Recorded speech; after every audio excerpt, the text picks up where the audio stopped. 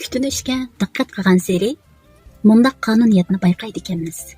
Nurg'un kishilar bino sotib olish, mashina sotib olish uchun kütünüşdən voz kechdi ekan. Keyin davolanish xarajati uchun binolarini, mashinalarini sotishga majbur bo'ldi ekan.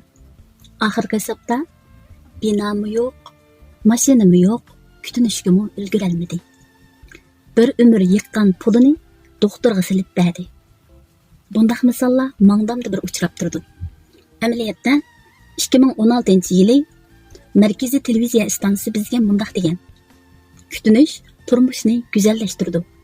2017-yili Markaziy televiziya stansiyasi mundaq degan.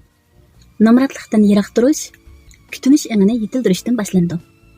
2018-yili Markaziy televiziya stansiyasi bizga mundaq degan.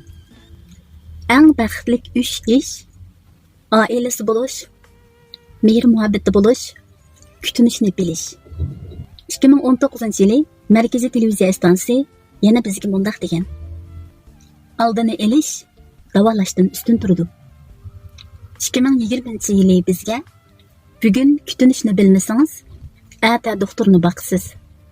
Bir umr bekorga ishlagan bo'lasiz, dedi.